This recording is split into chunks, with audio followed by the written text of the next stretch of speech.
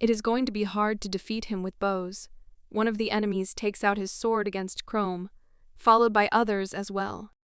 Turning back to his original form, Chrome had gained a little advantage and even used his regeneration ability to heal himself, but the energy and MPs he has left won't help him if a sword stabs him. Everyone tries to attack Chrome, but even with many arrows stabbed at him, he does not seem to stop from charging at them. Understanding cannot let those guys near him, as even though he has become stronger than his human form and has his claws as a good weapon, he cannot act recklessly. After a good amount of thought, Chrome realizes he has one thing as an advantage. All of the soldiers of Galrod are a little terrified to fight the unknown monster. He can use this opportunity to give his all while scaring them even more. As one of them attacks him, the other tries to use the opening to stab Chrome, but he slams his foot to the ground and screams to intimidate him. He then beheads the sword guy and kills the other as well. Chrome gains a good amount of XP, and even his level is upgraded from 47 to 48. This rightly establishes his dominance, as the rest hesitate into wildly attacking the monster that suddenly grows stronger.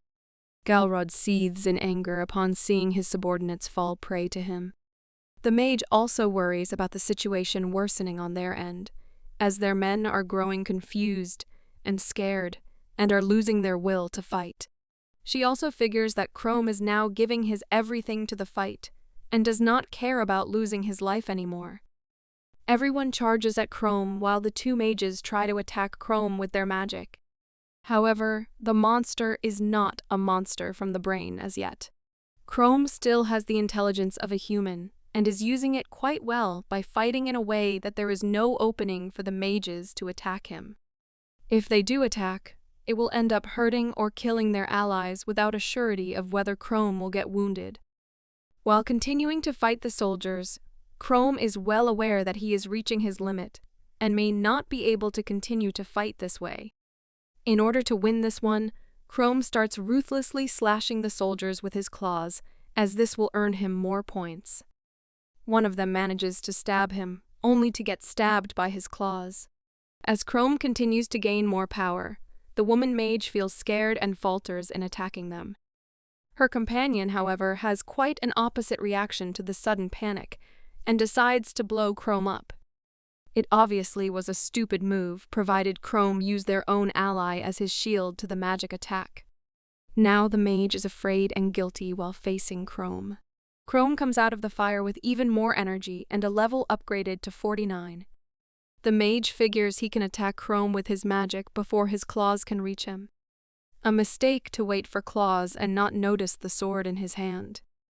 With more energy, Chrome is now facing Galrod. He hopes that if he manages to defeat Galrod, then the evil dragons will fall apart and eventually leave Oddfield alone. Chrome is also aware that Galrod defeating Orobes alone wasn't a fluke either, and he is a pretty big deal. Noticing his own strengths left, he wonders if he can actually survive against the villain known as the Monster of Oddfield. Can he really take down such a strong guy who rules over an entire city? Galrod also seems to be heavily interested in what this situation holds ahead of it.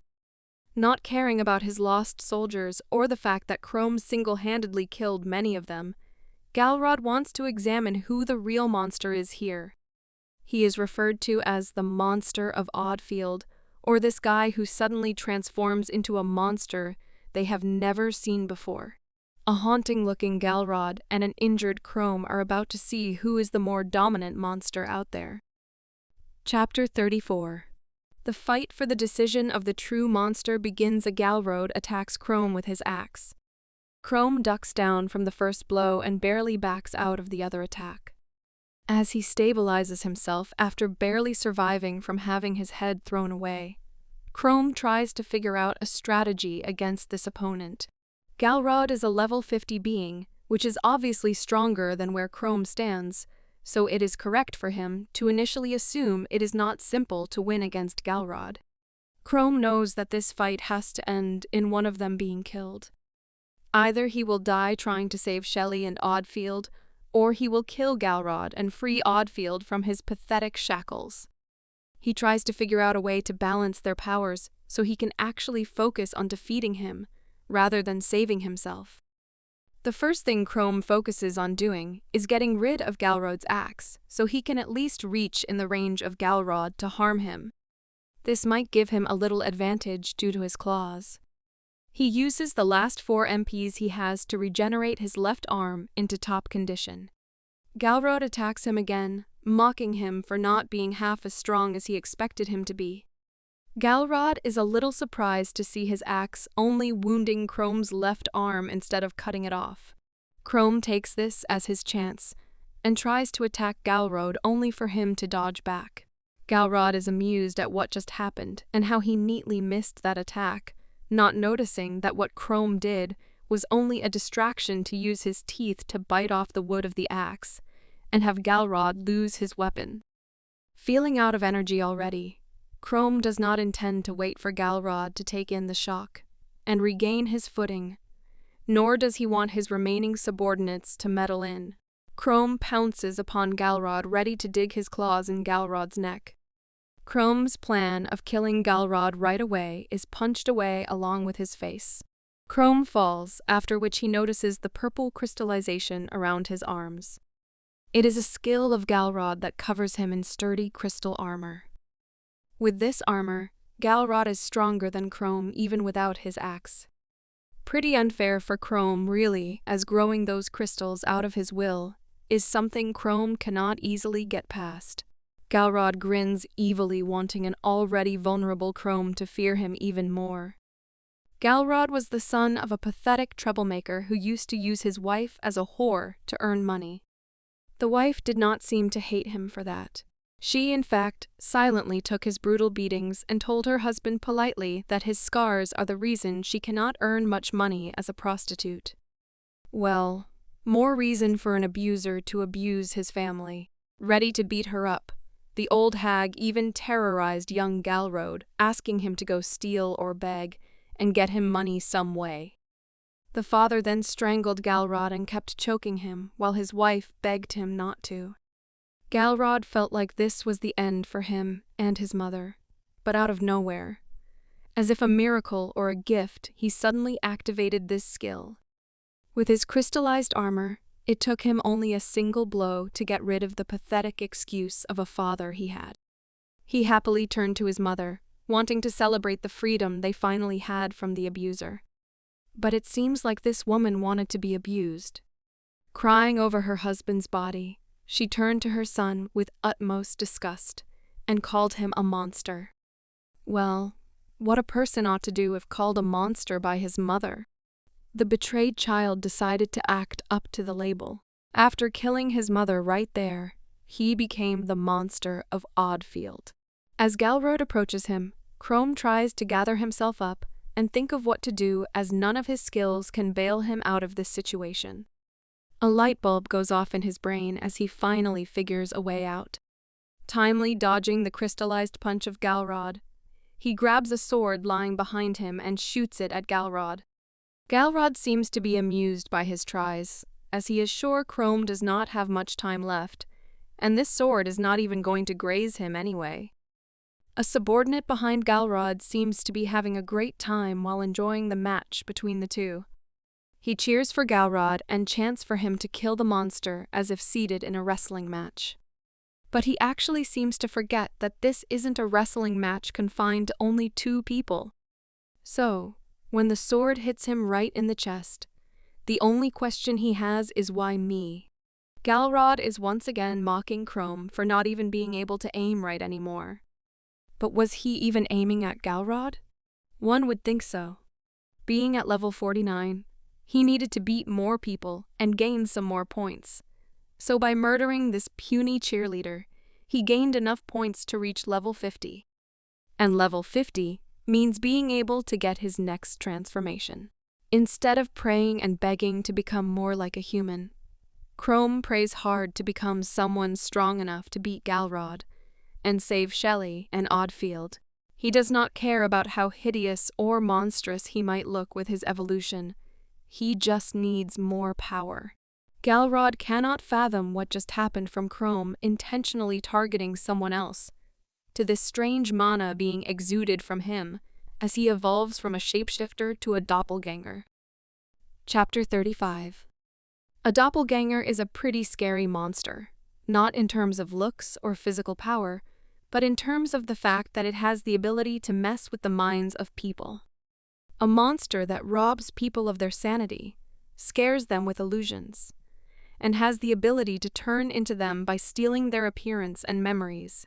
Nobody knows the true form of a doppelganger. With this evolution, Chrome's attack, defense, speed, and magic increased, as well as earning him skills of regeneration, masquerade, phantom, and dream eating. Galrod grits his teeth, annoyed that Chrome evolved in the middle of this fight, even after being in a pretty bad situation. However, he does not seem to be scared or worried about his evolution, and instead, he decides to end the fun and get rid of this monster right away. Chrome defends himself against his crystal arms this time and throws Galrod off of him using his now 4 hands. Each hand seems to have a mouth on it, which probably is to be used for the skill of being a dream eater. Galrod suddenly feels power being drained out of him, along with an unsettling feeling in his head. Turns out, Chrome stole his mana with his dream-eating skill to invest it into regeneration, along with earning some power. Chrome seems to be having fun in this battle now, while Galrod knows he cannot play around anymore. Galrod orders his subordinates to kill Chrome. Before the two can release their attacks, Chrome uses his phantom skill to create an illusion around them. The additional advantage is the fact that the more afraid the target is, the more effective the illusion is. The mage and the archer attack Chrome and feel satisfied that they managed to kill him. But their illusion slowly fades away to reveal they have been attacking Galrod instead of Chrome. The two cannot believe what just happened while Galrod shouts at them to watch where they are aiming. Now the subordinates are scared to attack, and Chrome has regained his stamina, so it's time to get rid of this monster of Oddfield. Highly offended by being treated as easy, Galrod fights back and tries to harm Chrome, who dodges him swiftly. Galrod deduces that the strange light around Chrome must be some illusion, as he has already figured this evolution gave him the skill to mess with the heads of opponents.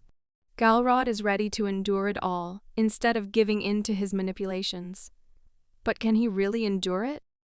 Chrome suddenly covers his face with his 4 hands as the eyes on the hands stare at Galrod. Using his phantom skill, he turns into the worst fear of Galrod, his dad. The father questions him darkly about why Galrod killed him. Galrod starts shaking as he cannot fathom what's happening. Yet he tries to cover it up and mock his father for being back from hell. Bragging about not being weak anymore, he hits his father hard, wanting to get rid of him once again and send him back to the fire he came from, as if Mr. Saint is not going to go in the same fire and have a reunion there. Chrome takes the punch as Galrod proudly announces not getting defeated even with this mind game. Well, that statement falls short too, when another illusion changes Chrome into his dead mother.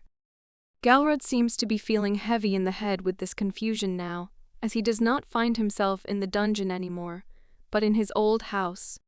Not only that, but he also finds himself turned back into his young self. Nervous and sweating, Galrod screams, not willing to fall prey to petty little tricks like these, but his consent really does not seem to be of importance here. A scary shadow once again questions Galrod for daring to attack his own father. The shadow hovers over him, telling him to be ready to face the consequences of murdering him. The shadow throws derogatory remarks at him, threatening to tear off his limbs and feed them to dogs. As the shadow overpowers him, making him feel even smaller than his young self, he starts shaking even more as he is well aware that all of this is not real, yet he cannot feel his strength, nor is he able to use his crystal armor skill.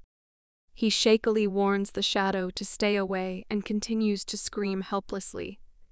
telling the shadow to stay away from him with a fey aid of strong expressions. The illusion fades away when Galrod receives blows on his chest.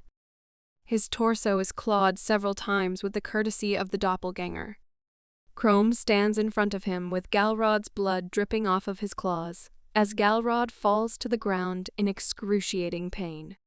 If you enjoyed the video, subscribe to watch more videos like these, turn on notifications, and leave a like and comment to help the channel out. From researching and script writing to editing and mastering our best manhwa review channel, I will work hard to roll out the highest quality manhwa entertainment videos twice or more a week. If you like what I do here, please consider supporting the channel. To learn more about how to support the channel, check out the link in the description box down below. And if you can't give or simply don't even feel like it, that's okay too. I am just happy you enjoyed the video.